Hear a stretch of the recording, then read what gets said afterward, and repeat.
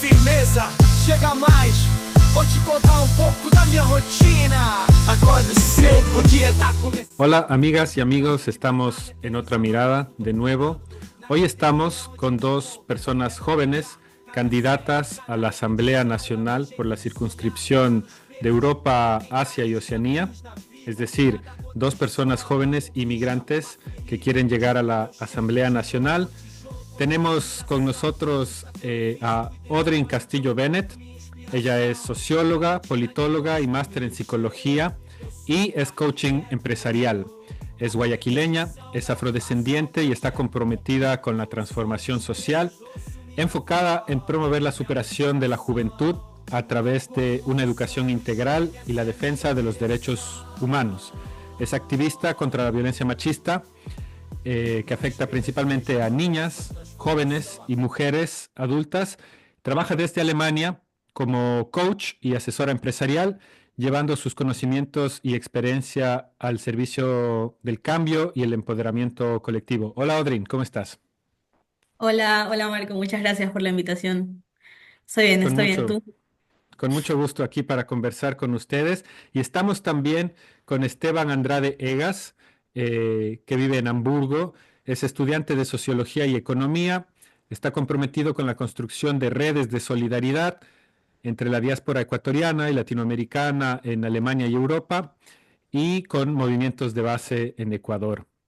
A través de sus estudios y trabajo está contribuyendo activamente a la integración de las y los migrantes en la universidad y en la sociedad alemana, fortaleciendo el vínculo entre comunidades y promoviendo la justicia social desde una perspectiva global. Hola Esteban, ¿cómo estás? Bienvenido a Otra Mirada.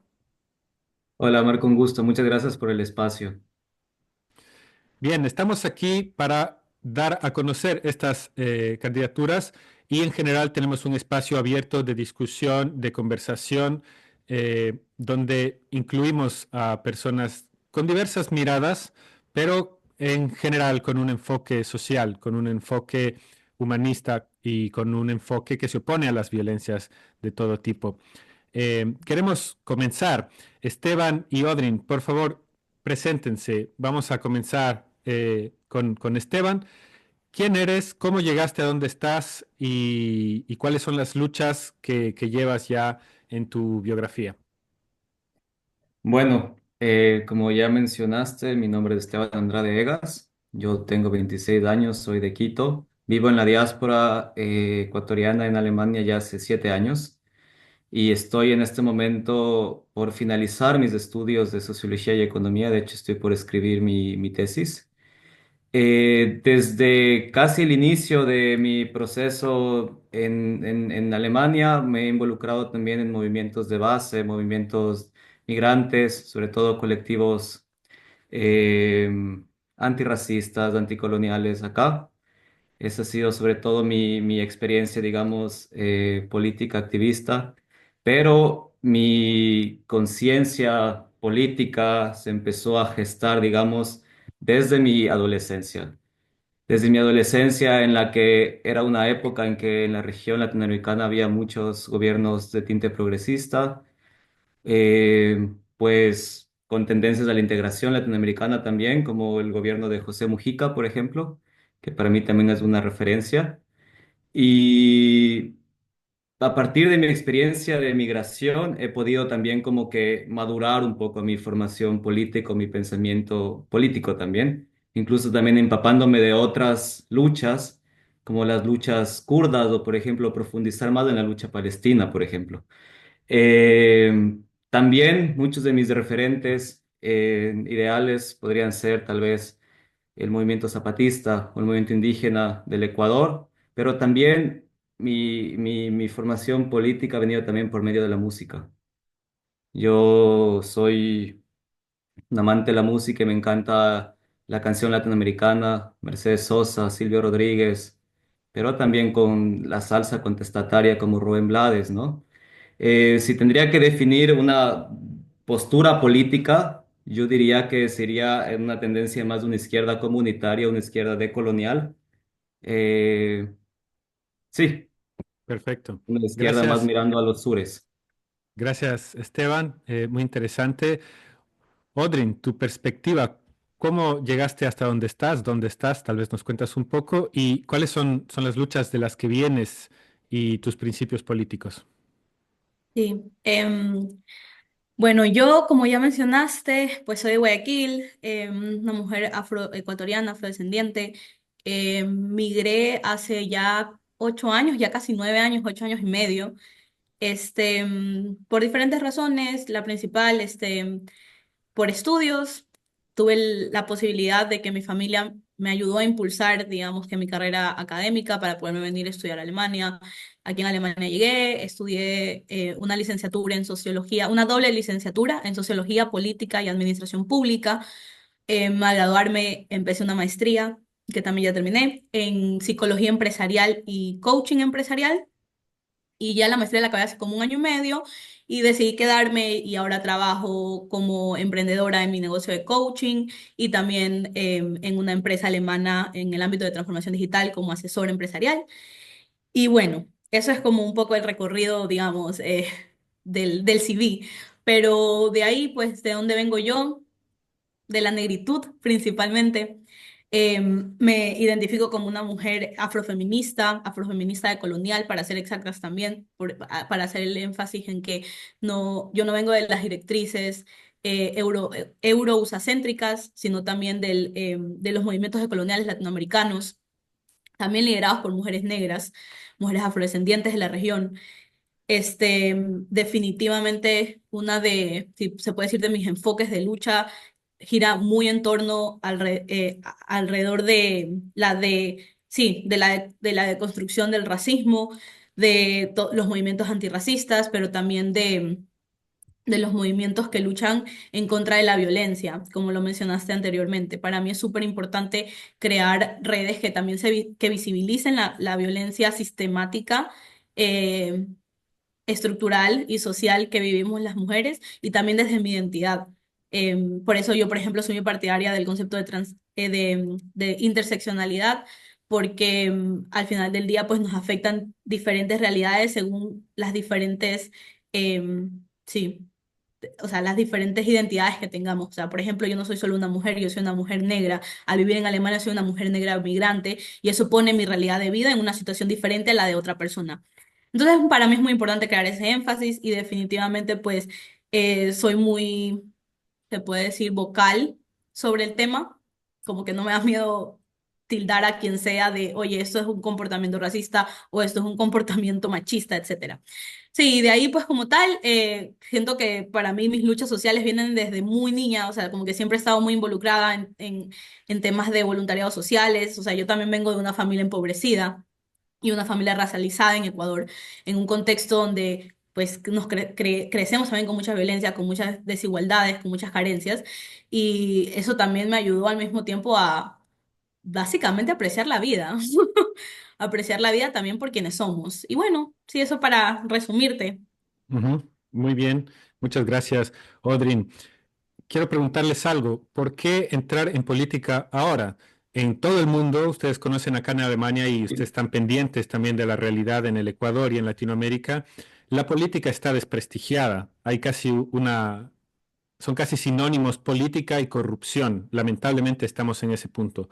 ¿Por qué entonces decidirse a entrar a la política como candidata y candidato a la Asamblea del Ecuador? Que yo creo firmemente que la crisis que enfrentamos actualmente, tanto en Ecuador como a nivel mundial, demanda nuestra participación activa, porque siento que no podemos darnos el lujo de permanecer al margen mientras las desigualdades sociales crecen y que también los derechos básicos de las personas cada vez son más ignorados. Y por eso yo también veo la política como, no como una carrera individual, sino como una responsabilidad colectiva. Y yo tuve el privilegio de crecer en una familia politizada, donde yo aprendí a cuestionar, yo aprendí a reflexionar, aprendí a crear mi propio criterio, y esto me permitió a mí entender que el conocimiento y la curiosidad son literalmente una de las armas más poderosas que tenemos como individuos, como ciudadanos. Y siento que en un contexto político tan desafiante y tan complejo como el que estamos viviendo actualmente, necesitamos fomentar la conciencia política real. y no basada en la politiquería a la que estamos acostumbrados, sino también en el entendimiento profundo de nuestras estructuras sociales y nuestras estructuras de poder.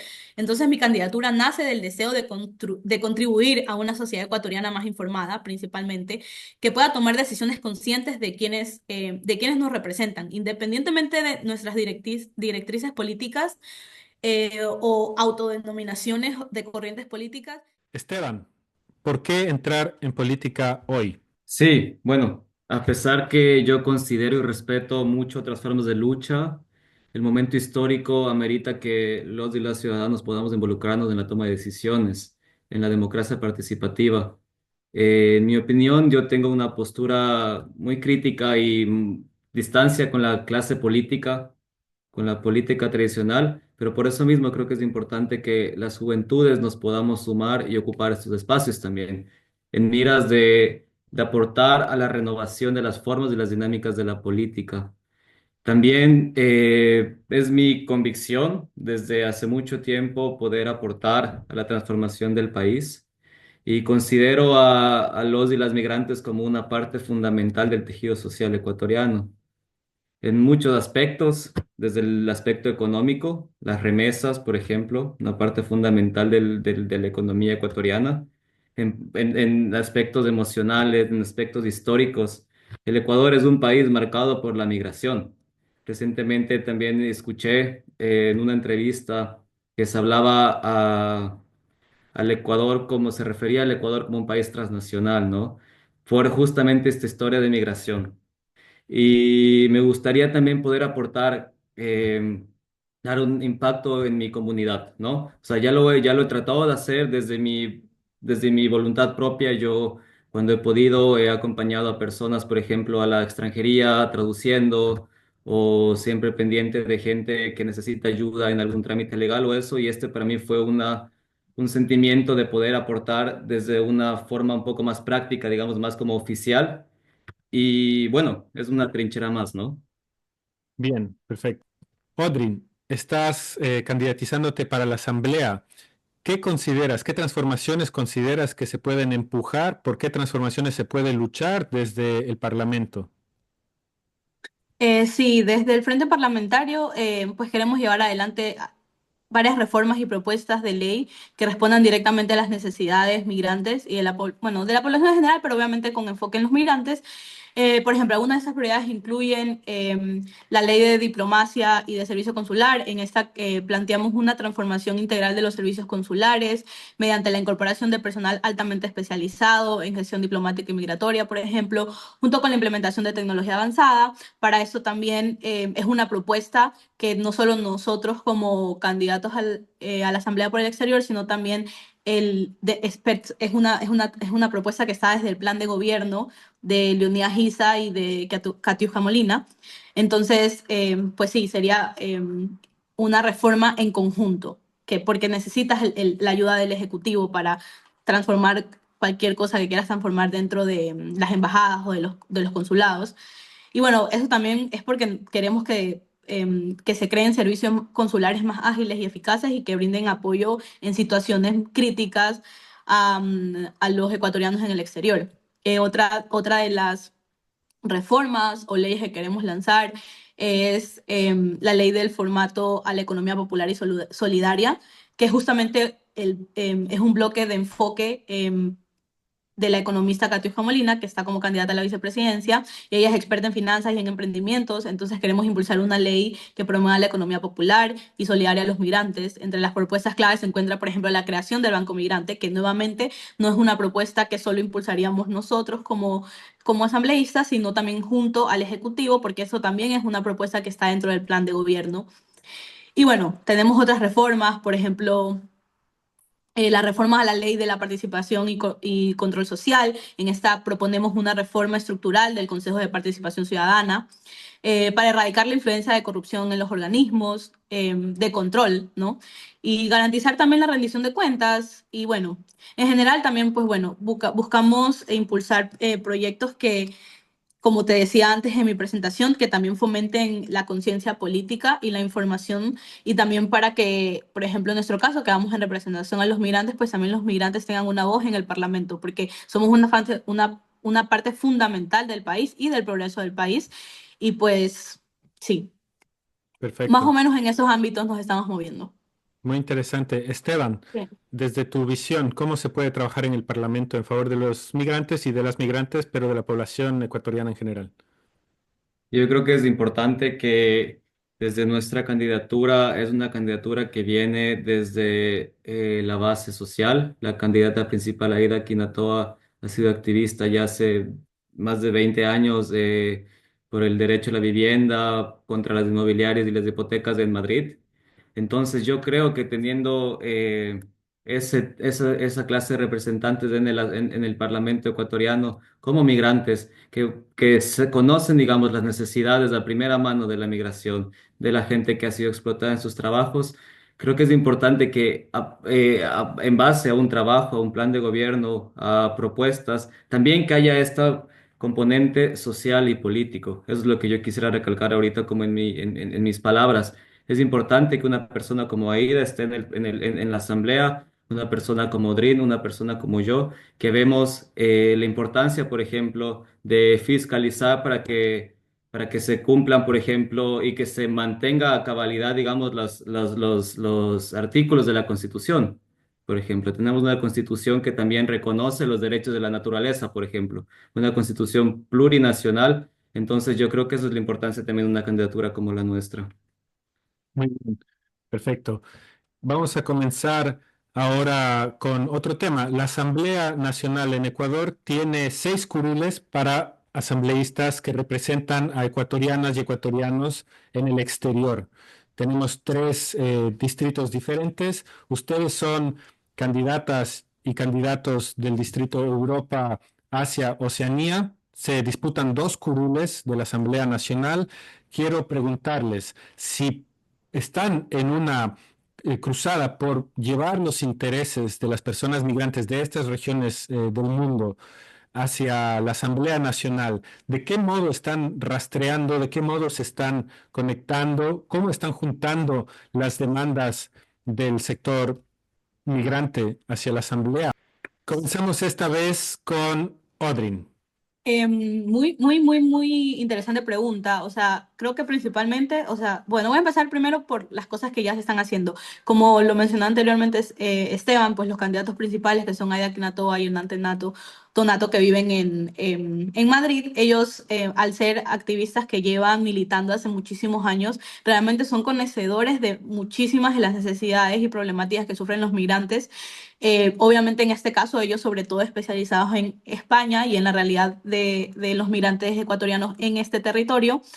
Entonces, ellos llevan un montón de tiempo ya haciendo, por ejemplo, creando espacios en donde se han generado conversatorios, en donde le han abierto el espacio a otros migrantes para que se puedan discutir sobre sus necesidades. O sea, eso es algo que ya, por ejemplo, se lleva haciendo independientemente de la candidatura. Por eso estas dos personas definitivamente tienen una amplia capacidad de la realidad del migrante. Como dije, obviamente especializado más en ese territorio, pero al final del día España abarca a la mayor cantidad de migrantes ecuatorianos en Europa, por ejemplo. Y de ahí en general, yo sí, para serte 100% sincera, creo que una de las primeras cosas que se tiene que hacer, porque es algo que todavía no está tan establecido, que lamentablemente nuestros representantes anteriores de alguna forma no lo han hecho, y es que nosotros primero tenemos que, en serio, para poder atender eficazmente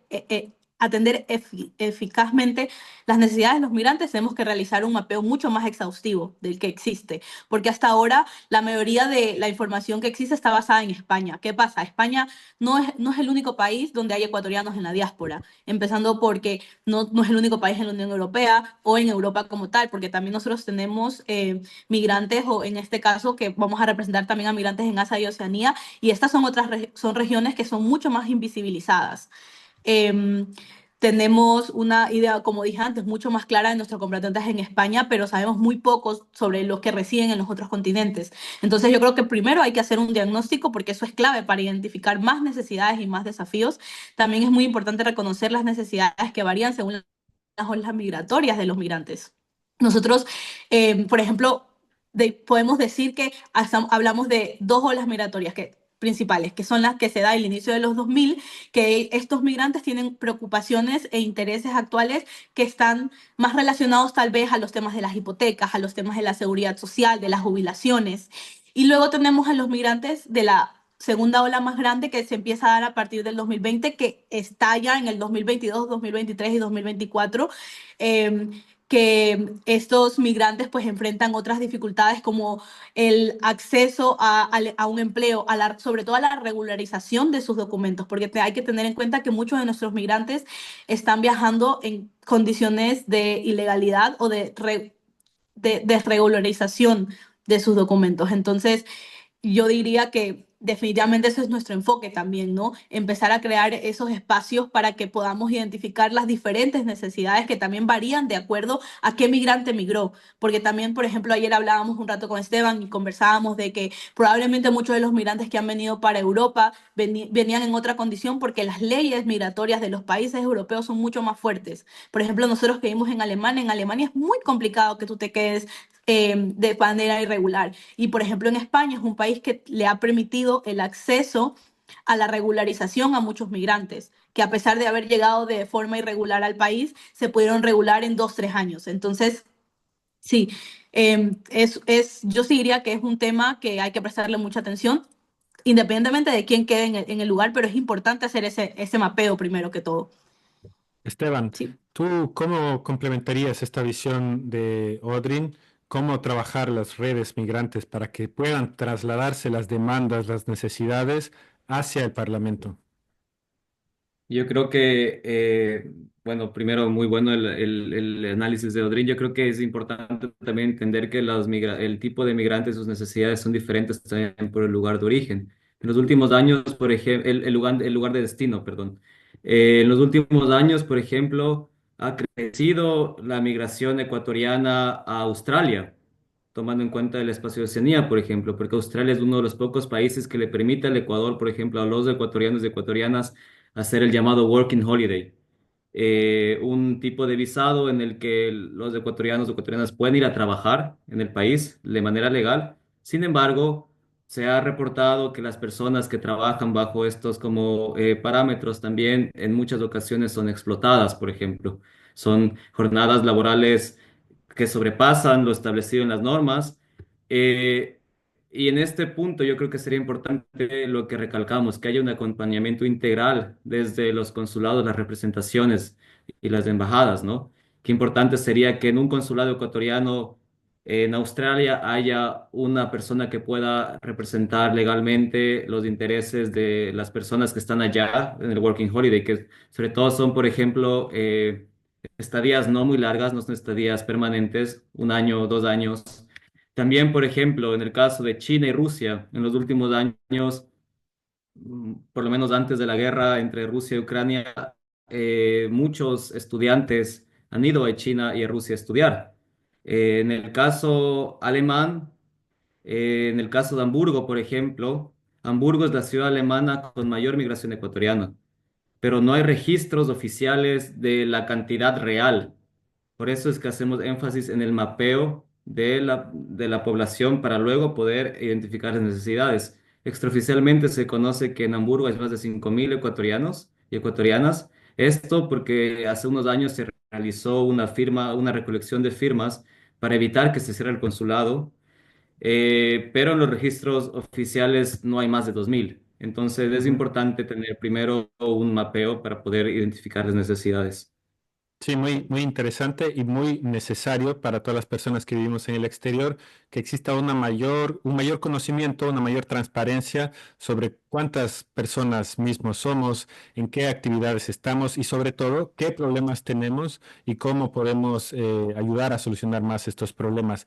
Esteban, ¿qué tal si conversamos un poco de la situación política que vive el país? Porque aunque estemos lejos, somos ajenos completamente. La situación nos afecta, como ha dicho Odrin, por un lado, porque las olas migratorias crecen cuando la situación política y económica del país no está bien, pero por otro lado porque seguimos conectados y seguimos amando a nuestros territorios en el Ecuador y lo que pasa allí nos afecta a nuestros familiares, a las posibilidades que tenemos de pensar en regresar algún día, etcétera. Por eso quiero que en esta última parte nos refiramos a la realidad nacional. Tenemos un contexto marcado por una polarización muy fuerte y se ha instalado un poco la idea de que casi solo hay dos opciones en el Ecuador. O estás con el presidente Noboa o estás con la alternativa de la RC y no hay más opciones y se genera en torno a ello una polarización muy fuerte que excluye a otros actores políticos que tienen otro origen, otra base de participación. ¿Cómo leen ustedes esta situación, Esteban? Comenzamos contigo. Sí, bueno, yo creo que la polarización que tú acabas de mencionar es muy dañina, sobre todo para los movimientos sociales progresistas de izquierdas, ¿no? Esta es una polarización que ha sido impulsada e instrumentalizada por la derecha neoliberal. Lo han hecho muy bien. Han logrado que los movimientos progresistas estén completamente divididos. Han logrado que no se haya logrado una unión de las izquierdas, las fuerzas progresistas, lo cual yo hubiese considerado pertinente para el momento histórico, para la candidatura. Yo creo que es importante para poder sobrepasar la situación tan grave que está pasando el Ecuador, que haya también voluntad política para trabajar los desencuentros y también respetar las diferencias. Yo creo que hay mucho más que une a las fuerzas de izquierda progresistas que lo que nos divide. Y creo que tenemos que tratar de encontrarnos en las fuerzas comunes. El enfoque que es un enfoque contra el neoliberalismo, un enfoque contra los lobismos oligárquicos.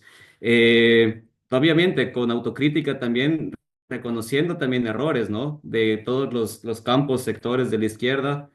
No hay que olvidar tampoco que en gobiernos progresistas se ha perseguido el movimiento indígena, se ha promovido el extractivismo, pero sin embargo yo recalco que el enemigo político está por otro lado y se llama neoliberalismo. Eh, yo creo que es la única manera y es lo que yo también quisiera representar tomando parte en estos espacios, ir más allá, sobrepasar esta división, porque yo creo que tenemos una fuerza importante para poder como trabajar y transformar el Ecuador, pero hay que vencer estas polarizaciones. Correcto, Esteban.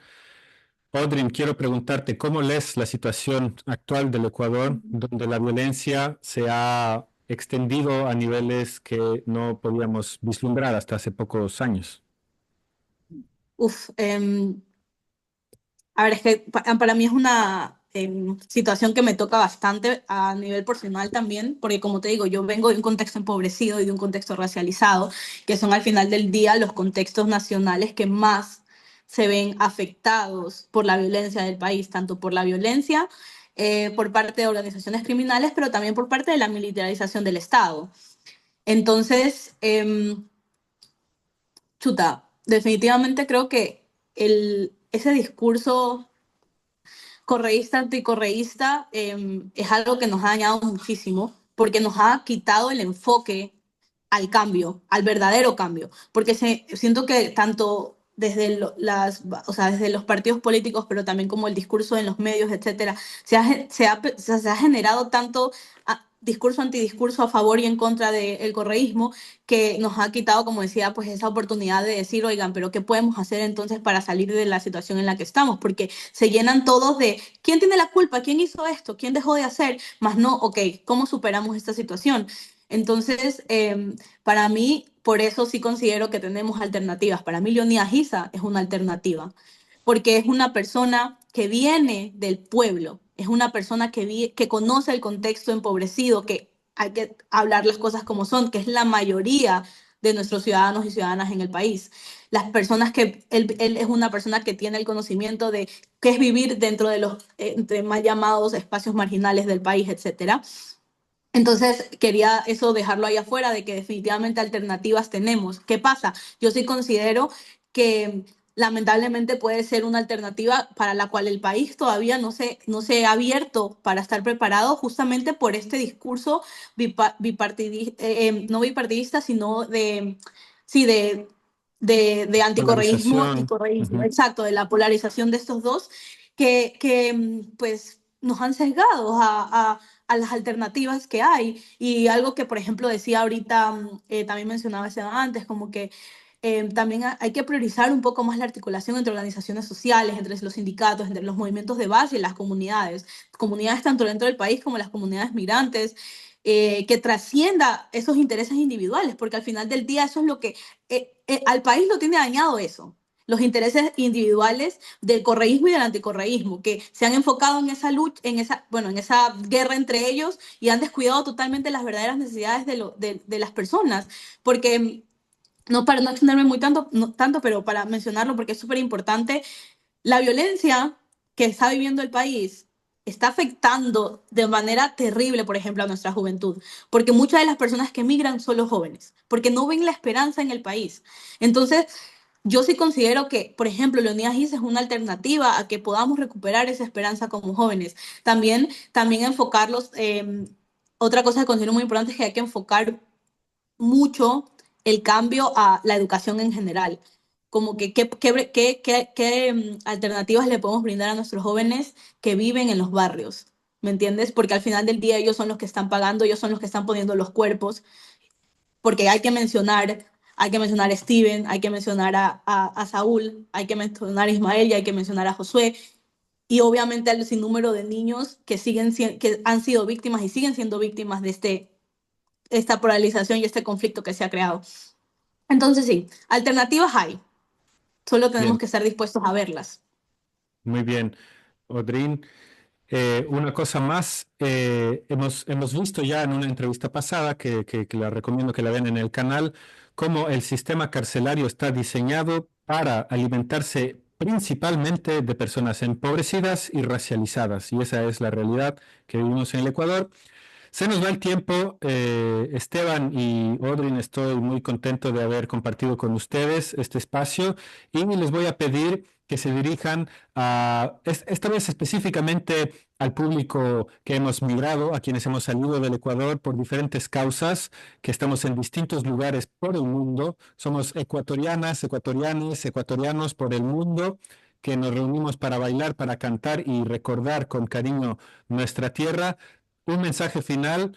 Comenzamos con Esteban. Bueno, primero quería agradecer por el espacio, Marco. Ha sido un gusto estar acá. Y yo quiero recalcar la importancia de la comunidad, ¿no? La importancia de unirnos en nuestras diásporas y la importancia también de creer, como mencionó Drin, que tenemos alternativas.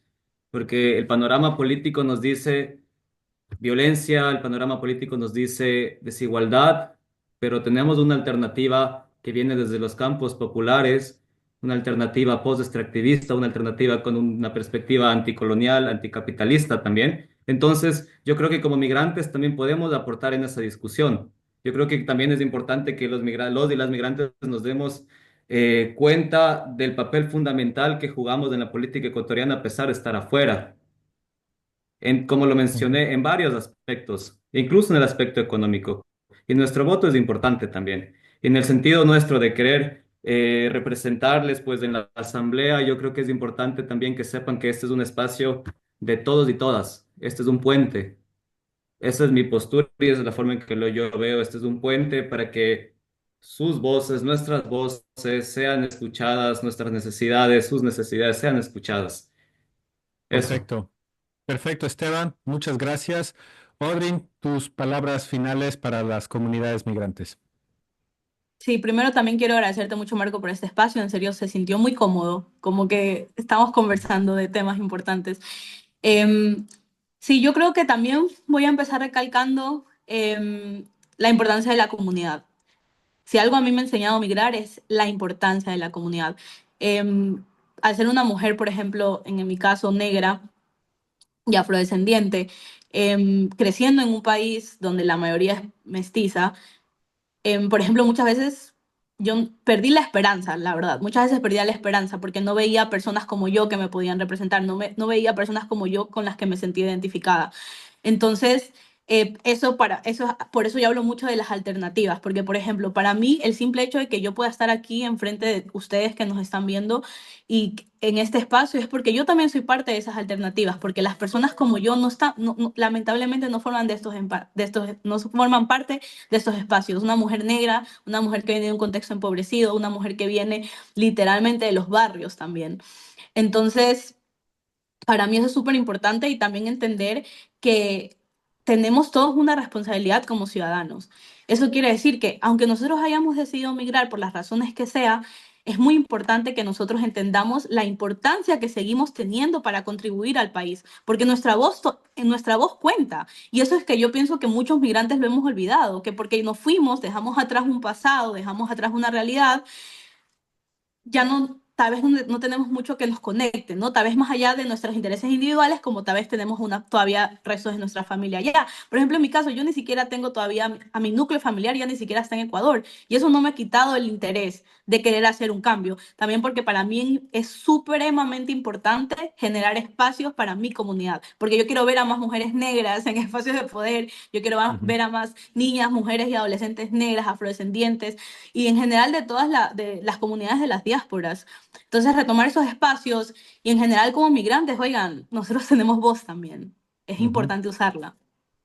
Muchas gracias por ese mensaje. Esteban, Odrin, ha sido un gusto charlar con ustedes. Muchas gracias por ser parte de ese espacio. A las personas que nos miran, no se olviden de suscribirse a nuestro canal, de ayudarnos a crecer, de darnos like, de compartir, de comentar y esperamos que los contenidos que les compartimos eh, sean nutritivos. Un gran abrazo para todas las personas que nos miran y nos escuchan. Eh, Chao, gracias Esteban, gracias Odrin. Hasta la próxima. E aí, firmeza, chega Tchau, graças. mais. Vou te contar um pouco da minha rotina. Acordo cedo, o dia tá começando. Visto meu traje de batalha, tênis amarrado, tô encarando. Na academia é onde eu me encontro, é meu lugar. Cada série, cada repetição é o meu jeito de sonhar. Encaro os pesos, como quem encara os desafios da vida. Cada gota de suor é uma conquista, uma ferida. Construo meu shape, tijolo por tijolo, com determinação. Na busca pelo físico ideal é onde eu encontro minha inspiração. Na rotina de construir o shape, eu sou o arquiteto.